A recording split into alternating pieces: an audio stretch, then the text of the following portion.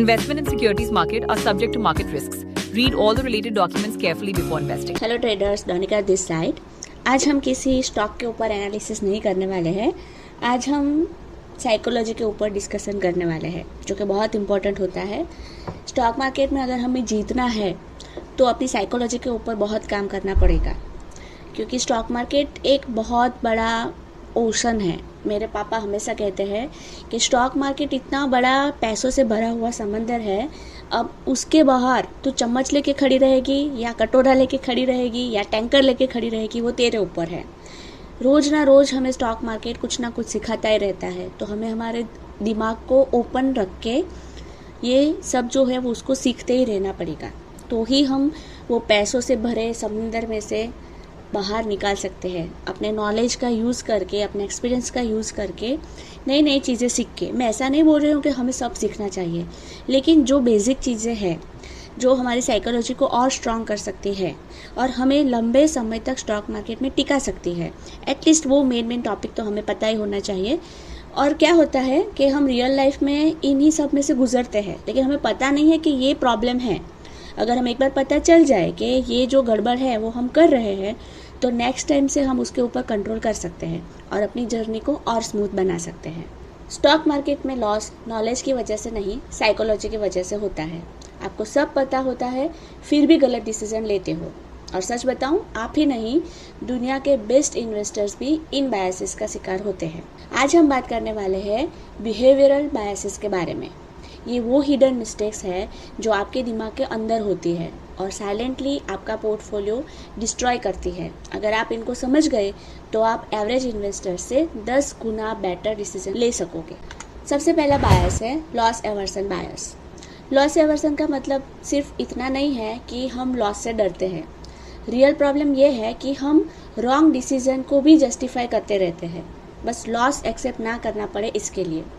इंसान का दिमाग है वो नेचुरली ऐसे वायर्ड है कि 100 रुपीज़ का लॉस उससे 2x ज़्यादा पेनफुल लगता है 100 रुपीज़ से प्रॉफिट से। इसलिए जब पोर्टफोलियो रेड होता है तो लॉजिक काम करना बंद कर देता है और हम इमोशंस से काम करना चालू कर देते हैं। वैल्यू इन्वेस्टिंग में आइडियली हमें बिजनेस देखना चाहिए, लेकिन लॉस एवर्सन की वजह से हम प्राइस से अटैच हो जाते हैं। मतलब कि हम ये नहीं देखते कि कंपनी फ्यूचर में ग्रो करेगी या नहीं, हम सिर्फ ये देखने लगते हैं कि मेरा बाय प्राइस रिकवर होगा या नहीं, और यहीं से फिर वो बड़ा वाला ट्रैप चालू होता है। सपोज मैंने 1000 रुपीज़ पे स्टॉक लिया, अब वो गिर के 800 आ गया। अब आइडियली मुझे ये चेक करना चाहिए कि क्या बिजनेस स्ट्रांग है, क्या फंडामेंटल्स चेंज हुए हैं, क्या ये टेम्पररी फॉल है या स्ट्रक्चरल प्रॉब्लम हो चुका है। लेकिन एक्चुअल में क्या होता है, हम बोलते हैं कि जब तक 1000 रुपीज़ नहीं आता मैं सेल नहीं करूँगी। ये डिसीजन एनालिसिस पे नहीं, ईगो और फियर ये दोनों के ऊपर बेस्ड होता है। और फिर क्या होता है, स्टॉक 800 से 600, 600 से 500, और फिर हमारा दिमाग बोलता है अब तो नहीं बेचूंगी, इतना लॉस हो गया है ऑलरेडी। तो यही लॉस एवर्सन का लूप है। सबसे डेंजरस पार्ट ये है कि ये बायस रियल लाइफ में बार बार रिपीट होता है। कुछ एग्जाम्पल्स की हम बात करें तो यश बैंक क्रैश, लोग 300 रुपीज़ से 50 रुपीज़ तक होल्ड करते रहे। Then what of an idea, लोग लॉन्ग टर्म बोल के सालों तक इसमें स्टक हो गए। देन 2022 स्मॉल कैश का क्रैश, लोग एवरेज डाउन करते रहे बिना फंडामेंटल्स चेक किए, बिना वैल्यूएशन चेक किए। उन्होंने देखा ही नहीं कि प्रॉब्लम क्या हो रही है। लोग लॉस एक्सेप्ट नहीं करना चाहते थे, इसीलिए डिसीजन फिर पोस्टपोन करते रहे और ऊपर की प्राइस पे फिर वो फंसते रहे। अगर हम इसका साइकोलॉजी ब्रेकडाउन करें तो लॉस एवर्सन सिर्फ फियर नहीं है, ये 3 चीज़ें मिक्स होती है। नंबर 1, मैं गलत नहीं हो सकती, मतलब कि ईगो। नंबर 2, एक दिन वापस आएगा जब मेरा बाइंग प्राइस आ जाएगा, that is hope. Number 3, loss book करने का पेन नहीं चाहिए, अवॉइडेंस। और ये तीनों मिलके इन्वेस्टर को एक्शन लेने से रोक देते हैं। वैल्यू इन्वेस्टिंग का मतलब ये नहीं है कि हर गिरता हुआ स्टॉक चीप है। वैल्यू इन्वेस्टिंग का मतलब ये है कि सही बिजनेस को सही प्राइस पे लेना और गलत को एक्सेप्ट करके एग्जिट करना। और फंडामेंटल्स टूट गए हैं, बेकार हो गए हैं, तो होल्ड करना इन्वेस्टिंग नहीं है, फिर वो एक इमोशनल अटैचमेंट हो जाता है जिसमें आपको लॉस ही होगा। फिर मार्केट को फ़र्क नहीं पड़ता कि आपने कहाँ पे बाय किया था। मार्केट सिर्फ ये डिसाइड करता है कि फ्यूचर में ये बिजनेस ग्रो करेगा या नहीं। लॉस अवॉइड करने के चक्कर में लोग अपना कैपिटल पूरा डिस्ट्रॉय कर देते हैं। अब हम नेक्स्ट बायस के ऊपर जाते हैं, that is confirmation bias. Confirmation bias का मतलब है आप पहले डिसीजन लेते हो, फिर उस डिसीजन को सही प्रूव करने के लिए एविडेंस ढूंढते हो। यानी कि डिसीजन लॉजिक से नहीं, पहले इमोशन से होता है और बाद में हम उसको जस्टिफाई करते हैं। स्टॉक मार्केट में ये बहुत डेंजरस है क्योंकि ये आपको हाफ ट्रूथ दिखाता है, पूरा रियलिटी नहीं। वैल्यू इन्वेस्टिंग आइडियली क्या कहता है, बिजनेस को ऑब्जेक्टिवली एनालाइज करो, लेकिन कन्फर्मेशन बायस में क्या होता है, आप सिर्फ वही देखते हो जो आपको अच्छा लगता है। सपोज आपने पेटीएम आईपीओ में इन्वेस्टमेंट किया, अब क्या होना चाहिए, आपको चेक करना चाहिए कि कंपनी प्रॉफिट कब करेगी, बिजनेस मॉडल सस्टेनेबल है या नहीं, वैल्यूएशन जस्टिफाइड है या नहीं। बट रियलिटी में क्या होता है, आप यूट्यूब, ट्विटर ये सब के ऊपर सर्च करते हो पेटीएम फ्यूचर ग्रोथ, और फिर आपको मिलता है India digital boom, UPI growth unstoppable, long term multibagger, और आप खुश हो जाते हो। लेकिन आप ये इग्नोर कर देते हो कि ये लॉस मेकिंग बिजनेस है, इसका वैल्यूएशन बहुत हाई है और इसमें एग्जीक्यूशन का रिस्क भी बहुत है। ये सिलेक्टिव फिल्टरिंग ही कन्फर्मेशन बायस है। इन्वेस्टर कॉन्शियसली नहीं, सब कॉन्शियसली ये करता है। क्या क्या करता है, पॉजिटिव ट्वीट्स सेव करता है, नेगेटिव रिपोर्ट्स को इग्नोर करता है, अपने जैसे लोगों को फॉलो करता है, जिसे इको चैम्बर बोलते हैं।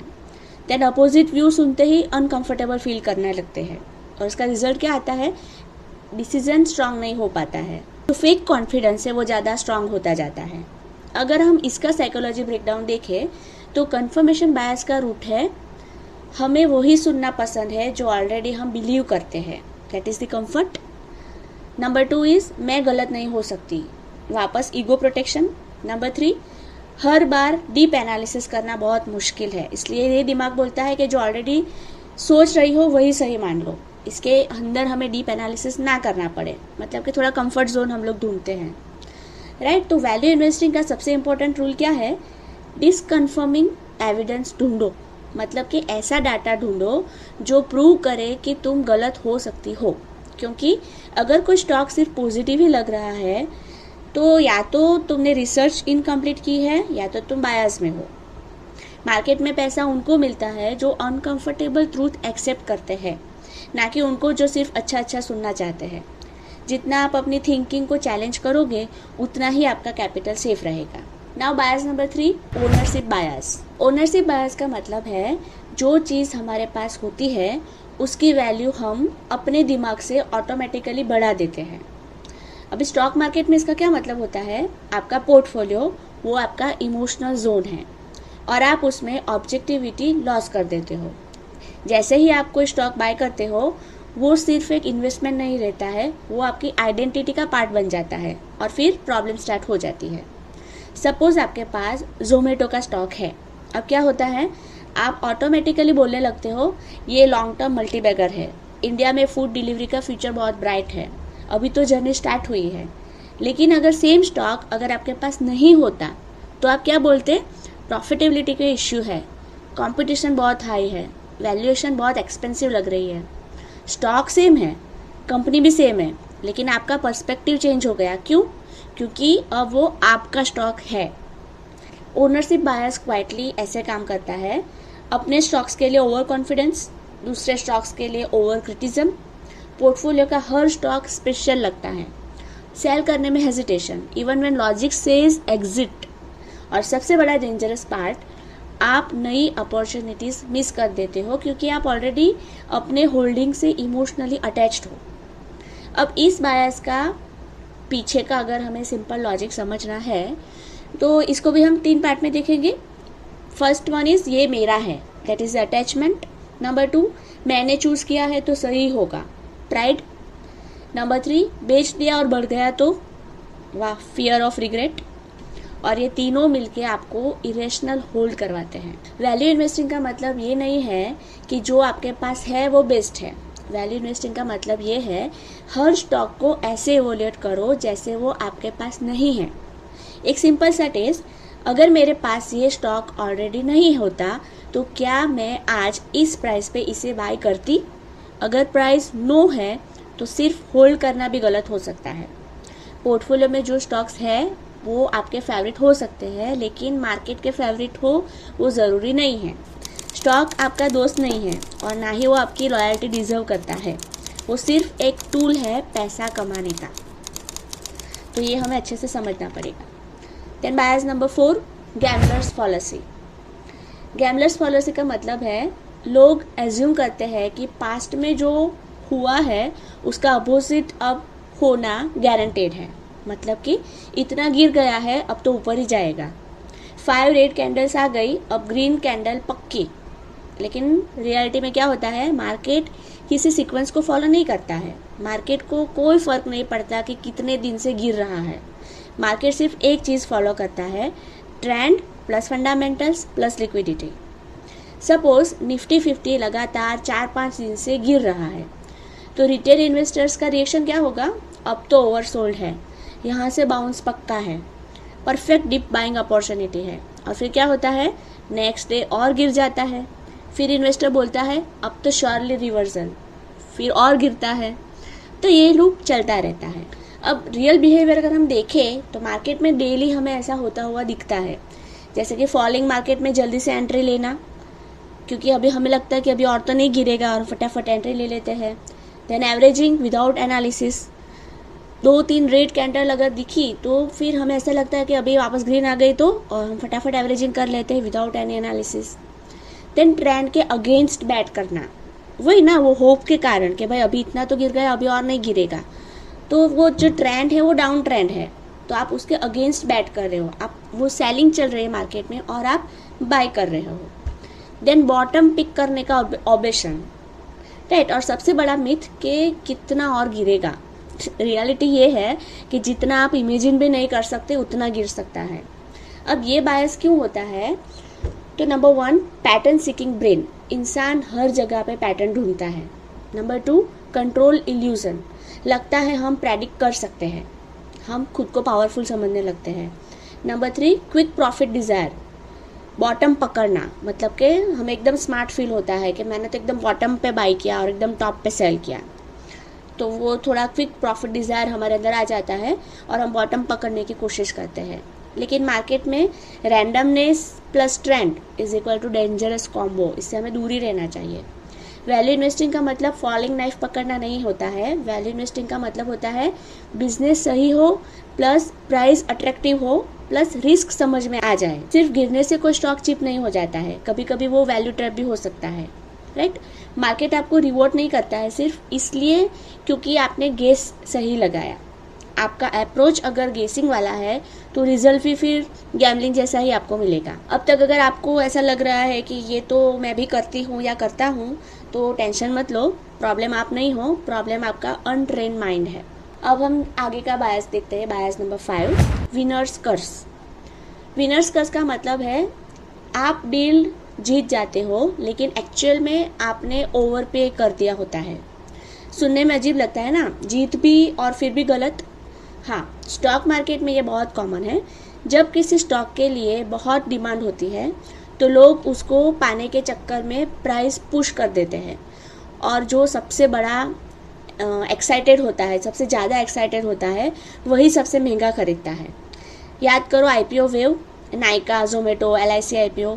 लिस्टिंग के टाइम क्या वाइब होती है, ओवर सब्सक्राइब, लिस्टिंग गेन्स पक्के, मिस कर दिया तो रिग्रेट होगा, और फिर लोग क्या करते हैं, हाई वैल्यूएशन पे बाय कर लेते हैं। ग्रे मार्केट प्रीमियम देख के एक्साइटेड हो जाते हैं, सब ले रहे हैं तो मैं भी ले लेती हूँ।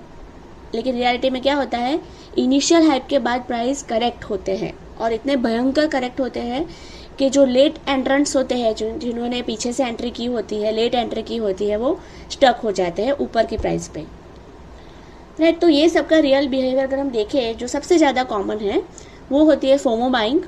देन अप्लाई करो, अलॉटमेंट मिल गया तो प्रॉफिट ही प्रॉफिट, वो वाला माइंडसेट। देन वैल्यूएशन को हम लोग इग्नोर कर देते हैं।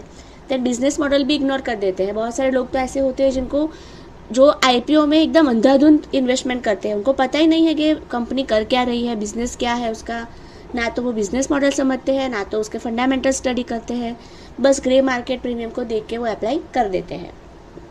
उनका होप यही होता है कि उनको फटाफट से 4-5 दिन में 15-20% का प्रॉफिट हो जाए। तो ये ट्रैप हो सकता है। अब विनर्स कर्स का रूट क्या होता है, तो मुझे भी लेना है, राइट, कंपटीशन रहती है कि मेरे दोस्त ने ले लिया, आईपीओ भर दिया तो मैं भी ले लेती हूँ, ऐसा। देन नंबर 2, लिमिटेड अपॉर्चुनिटी है। अब ये है ना, ये एक हाइप बना के रखते हैं, बहुत सारे इन्फ्लुएंसर्स होते हैं, ये Telegram, YouTube, social media, Twitter, ये सब जगह पे इतनी हाइप कर देते हैं आईपीओ की कि भाई ये तो अगर मौका हाथ से छूट गया तो आप वेल्थ क्रिएट नहीं कर पाओगे, ये आईपीओ तो भरना ही पड़ेगा, ये तो बेस्ट है। ऐसे करके पूरा एक इल्यूजन ऐसा क्रिएट कर देते हैं कि अपॉर्चुनिटी सब बहुत ही लिमिटेड है। सबको इसके लिए फोमो आ जाता है कि सब कमा रहे हैं और मैं पीछे रह जाऊंगी, और इसमें फिर लॉजिक पीछे रह जाता है और इमोशनली हम डिसीजन ले लेते हैं। तो वैल्यू इन्वेस्टिंग में गोल जीतना नहीं होता है, गोल होता है सही प्राइस पे सही एसेट लेना। आईपीओ हो या कोई भी स्टॉक हो, अगर प्राइस ही गलत है तो फिर बेस्ट बिजनेस भी पुअर इन्वेस्टमेंट बन सकता है।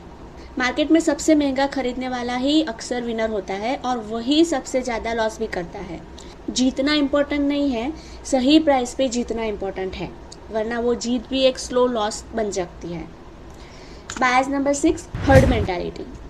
हर्ड मेंटालिटी का मतलब है आप डिसीजन खुद नहीं लेते, आप दूसरों को देख के डिसीजन लेते हो। मतलब कि सब ले रहे हैं तो मैं भी ले लेती हूँ, ट्विटर पे सब बुलिश है तो ये स्टॉक स्ट्रांग ही होगा। ये इन्वेस्टमेंट नहीं है, ये सोशल वैलिडेशन चेजिंग है। मार्केट में प्रॉब्लम यही है कि जब तक सबको पता चलता है तब तक अपॉर्चुनिटी ऑलरेडी ख़त्म हो चुकी होती है। याद करो अभी के कुछ रिसेंट फेजेस, जैसे कि 2021 में स्मॉल कैप रैली आई थी, पीएसयू स्टॉक्स का सडन सर्ज हुआ था, आईआरसीटीसी में एकदम बहुत बड़ा हमें ट्रेंड देखने को मिला था, अदानी ग्रुप स्टॉक्स का एकदम क्रेजी रन हुआ था। तब क्या हो रहा था, हर जगह पे सेम बात, ये तो अभी स्टार्ट है, अपर सर्किट ही अपर सर्किट, मिस मत करो। और फिर क्या होता है, हम लोग लेट एंट्री करते हैं, पिक पे बाइंग करते हैं और फिर धड़ाम से करेक्शन होता है और पैनिक। अब इसका रियल बिहेवियर की बात करें तो ये डेली मार्केट में हमें देखने को मिलता है। हर्ड मेंटालिटी का टिपिकल साइकिल होता है, स्टॉक साइलेंटली ग्रो करता है, स्मार्ट मनी एंट्री करता है, media social media hype create करता है, रिटेल लेट एंट्री करता है और स्मार्ट मनी एग्जिट करता है, फिर प्राइस गिरने लगता है और रिटेल वहाँ पे स्टक हो जाता है। तो ये पूरी साइकिल हर्ड मेंटालिटी की चलती रहती है। अब लोग हर्ड में क्यों आते हैं, एक तो सब कर रहे हैं तो सेफ ही होगा, राइट, सेफ्टी इल्यूजन उनको दिखता है। देन मुझे भी प्रॉफिट चाहिए, फोमो। देन गलत हुआ तो सबका होगा, सिर्फ मेरा थोड़ी होगा, right, fear of being wrong alone, इसको ऐसा बोलते हैं। तो ये सब मिलके आपको इंडिपेंडेंट थिंकिंग से दूर ले जाते हैं। वैल्यू इन्वेस्टिंग का बिगेस्ट एज है इंडिपेंडेंट थिंकिंग, मतलब कि जब सब लोग एक्साइटेड है तो आप कॉशियस हो जाओ, जब सब लोग पैनिक में हो तो आप अपॉर्चुनिटी ढूंढो, क्योंकि क्राउड मोस्टली लेट वाला ही होता है और हमें क्राउड से अलग ही चलना है। मार्केट में पैसा उनको मिलता है जो अकेला सोच सकता है, ना कि उनको जो भीड़ फॉलो करता है। जब सब लोग खरीद रहे होते हैं तब स्मार्ट मनी बेच रहा होता है, सेल कर रहा होता है, और जब सब लोग डर रहे होते हैं तब स्मार्ट मनी क्वाइटली एक्यूमुलेट कर रहा होता है। तो ये बहुत ही इंपॉर्टेंट बात है, इसको हमें हमेशा ध्यान में रखनी चाहिए। देन बायस नंबर 7, एंकरिंग बायस। एंकरिंग बायस का मतलब है आप एक नंबर पे अटक जाते हो और उसी को रेफरेंस बना के हर डिसीजन लेते हो। स्टॉक मार्केट में ये एंकर यूजुअली क्या होता है, आपका बाय प्राइस या तो कोई प्रीवियस हाई प्राइस। प्रॉब्लम ये है मार्केट को आपका एंकर पता ही नहीं होता है और ना ही उससे कोई फ़र्क पड़ता है। सपोज़ आपने 1000 रुपीज़ पे स्टॉक लिया, अब वो 700 पे आ गया। अब आइडियली क्या करना चाहिए, चेक करो कि फंडामेंटल्स चेंज हुए, बिजनेस फ्यूचर स्ट्रांग है या परमानेंट डैमेज हो चुका है। लेकिन एक्चुअल में क्या होता है, आप बोलते हो कि जब 1000 रुपीज़ आएगा तब बेच दूंगा। ये डिसीजन एनालिसिस से नहीं होती है, राइट। एंकर मतलब कि 1000 रुपीज़ इसके ऊपर बेस्ड है और फिर क्या होता है, स्टॉक 700, 500, 400 आप वेट करते रहते हो क्योंकि दिमाग बोलता है कि मेरा लेवल तो 1000 है, राइट। एंकरिंग बायस क्वाइटली कैसे काम करता है, वो प्रीवियस हाई को फेयर वैल्यू मान लेता है। अपना जो बाय प्राइस होता है जहाँ पे हमने बाय किया और वहीं से अगर स्टॉक ने गिरना चालू कर दिया तो वो बाय प्राइस को टारगेट बना देता है। नई इन्फॉर्मेशन जो भी हमें स्टॉक के बारे में मिलती है, चाहे वो नेगेटिव हो या पॉजिटिव हो, पॉजिटिव तो हम लोग फटाफट सुन लेते हैं, हमें अच्छा लगता है, लेकिन जो नेगेटिव न्यूज़ आती है जबकि हमारा स्टॉक ऑलरेडी गिर रहा होता है, उसी ड्यूरेशन में अगर कोई नेगेटिव न्यूज़ भी आती है, नई इन्फॉर्मेशन आती है, तो हम उसको इग्नोर कर देते हैं, राइट। जो रियलिटी है उसको एक्सेप्ट करने में डिले करते हैं। और सबसे डेंजरस थॉट कि बस मेरा बाय प्राइस आ जाए तो मैं निकल जाऊंगी इसमें से। अब ये बायस क्यों होता है? क्योंकि दिमाग को एक फिक्स पॉइंट चाहिए, एक रेफरेंस चाहिए, reference need. Then break even पे निकल जाऊं, वो वाला एक है जिसको लॉस अवॉइडेंस बोलते हैं, क्योंकि हमारे अंदर वो हिम्मत ही नहीं होती है कि हम अपना लॉस काट के वो स्टॉक से छुटकारा पा लें। देन एक ईगो प्रोटेक्शन भी होता है कि मेरा डिसीजन गलत ही नहीं था, मैंने बराबर एनालिसिस करने के बाद ही ये स्टॉक को बाय किया था, राइट। तो वो ईगो प्रोटेक्शन के कारण भी हम उसको होल्ड करके रखते हैं, राइट। तो पास्ट को पकड़ के बैठे रहते हैं हम लोग, चाहे फ्यूचर उसका पूरा कंपनी का चेंज ही क्यों ना हो गया हो। वैल्यू इन्वेस्टिंग में इम्पोर्टेंट ये नहीं है कि आपने कहाँ पे बाय किया, इम्पोर्टेंट ये है कि आज के प्राइस पे वो बिजनेस वर्थ है या नहीं। अगर मेरे पास ये स्टॉक नहीं होता तो क्या मैं आज इस प्राइस पे इसे बाय करती? अगर आंसर नो है तो सिर्फ होल्ड करना भी एंकरिंग हो सकता है, राइट। ब्रेक इवन एक इमोशनल नंबर है, मार्केट के लिए उसकी कोई वैल्यू नहीं है। मार्केट पास्ट को रिवॉर्ड नहीं करता है, वो सिर्फ फ्यूचर को रिवॉर्ड करता है। देन बायस नंबर 8, प्रोजेक्शन बायस। प्रोजेक्शन बायस का मतलब है जो अभी हो रहा है आप अज्यूम कर लेते हो कि वही फ्यूचर में भी होगा। मतलब कि अभी ग्रोथ है तो फ्यूचर में भी ग्रोथ ही होगी, अभी रैली है तो ये कंटिन्यू ही रहेगी। लेकिन प्रॉब्लम क्या है, मार्केट कभी भी लीनियर नहीं होता, मार्केट साइकिल में चलता है। और जो आज स्ट्रॉन्गेस्ट लग रहा है वो कल वीकेस्ट भी बन सकता है। याद करो 2021 का फेज, इंडियन आईटी सेक्टर के स्टॉक्स सब बोल रहे थे आईटी तो एवरग्रीन है, work from home trend permanent है, ये सेक्टर कभी स्लो नहीं होगा। फिर क्या हुआ? एआई की वजह से ग्रोथ स्लो हो गई, वैल्यूएशन करेक्ट हुए, क्योंकि वो सब हाइपर वैल्यू ओवर वैल्यूड थे ना सभी आईटी स्टॉक्स, तो उनका वैल्यूएशन करेक्शन भी हो गया और स्टॉक कंसल्टेशन में चले गए या तो फिर गिर गए। फिर रिसेंट एग्जांपल की बात करें तो पीएसयू स्टॉक रैली, लोग ये बोल रहे थे कि गवर्नमेंट पुश है, री रेटिंग हो रहा है, अब ये लॉन्ग टर्म स्टोरी बन चुका है। हो सकता है सही हो, लेकिन ब्लाइंडली एज्यूम करना कि ये ट्रेंड फॉरएवर चलेगा वो गलत है। प्रोजेक्शन बायस में इन्वेस्टर्स क्या सोचते हैं, वो जो रिसेंट विनर्स हैं उनको ही चेस करते रहते हैं, लॉन्ग टर्म एज्यूम्पशन बना लेते हैं बिना कोई डेटा के। देन साइकिल्स जो होती है मार्केट की, वो कंपनी की सीजनल जो इम्पैक्ट आता है, या तो साइकिल ही समझ लो आप, साइकिल है उसको इग्नोर करते हैं। पिक पे ओवर कॉन्फिडेंस, उनको बहुत रिटेल इन्वेस्टर्स को जब कोई स्टॉक उसकी पिक पे होता है तब इतना ओवर कॉन्फिडेंस आ जाता है, दुनिया भर का ओवर कॉन्फिडेंस वो लोग पाल लेते हैं। और सबसे डेंजरस थॉट कि इस बार कुछ अलग है, लेकिन अलग वाला कुछ नहीं होता है, हर बार सेम ही होता है स्टोरी। अगर आपका बिजनेस ग्रो करेगा तो भी पिक पे जाके उसमें थोड़ा ओवर वैल्यूएशन के कारण कुछ भी छोटा भी रीजन मिला मार्केट को तो वो उसको क्रैश करेगा ही करेगा। अब ये बायस क्यों होता है? तो रिसेंट चीज़ ज़्यादा इम्पोर्टेंट लगती है हमें, फ्यूचर प्रेडिक्ट करना हमें ईजी लगता है कि भाई अभी तो इसमें सब अच्छा हो रहा है तो आगे चल के भी अच्छा ही होगा, जो चल रहा है उसी पे बिलीव करना इजी लगता है, इसलिए हमारा दिमाग ये बोलता है कि जो अभी हो रहा है वही फ्यूचर है। वैल्यू इन्वेस्टिंग का कोर प्रिंसिपल है साइकिल समझना, ट्रेंड चेस करना नहीं। मतलब कि जब सब लोग फ्यूचर को स्ट्रेट लाइन में देख रहे हो तब हमें थोड़ा पॉज करना है, सोचना है कि क्या ये ग्रोथ सस्टेनेबल है, क्या वैल्यूएशन ऑलरेडी फ्यूचर को प्राइस कर चुका है। मार्केट में सबसे बड़ा लॉस तब होता है जब आप टेम्पररी ट्रेंड को परमानेंट ट्रूथ मान लेते हो। मार्केट में हमेशा नाम की कोई चीज़ नहीं होती है, सिर्फ साइकिल्स होती है। अगर आपको स्टॉक मार्केट में सक्सेस चाहिए तो सिर्फ चार्ट्स और फंडामेंटल्स नहीं, वो तो है ही, चार्ट्स और फंडामेंटल तो 100% ज़रूरी है, लेकिन अपने दिमाग को कंट्रोल करना भी बहुत ज़रूरी है, क्योंकि मार्केट से पैसा बनाना इजी है, अपने इमोशंस कंट्रोल करना बहुत डिफ़िकल्ट है। स्टॉक मार्केट में सक्सेस सिर्फ नॉलेज से नहीं आता है, सेल्फ अवेयरनेस से आता है। आप कौन सा स्टॉक लेते हो ये इम्पोर्टेंट है, लेकिन आप कैसे डिसीजन लेते हो ये उससे भी ज़्यादा इम्पोर्टेंट है, क्योंकि मार्केट आपके इमोशंस का टेस्ट लेता रहता है, और जो आपने इमोशंस कंट्रोल नहीं कर पाते वो प्रॉफिट भी कंट्रोल नहीं कर पाते।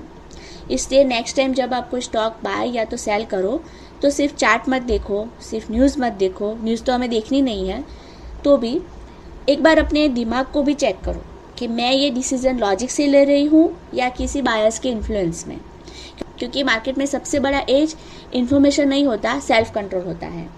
स्टॉक मार्केट में जीतने के लिए स्टॉक को नहीं, अपने दिमाग को समझना पड़ता है। अगर आपको ऐसे मार्केट साइकोलॉजी वाले वीडियोस चाहिए तो चैनल को सब्सक्राइब कीजिए, क्योंकि नेक्स्ट वीडियो में हम बात करने वाले हैं कि कैसे स्मार्ट इन्वेस्टर्स इन बायसेस को बीट कर सकते हैं। Thanks for watching.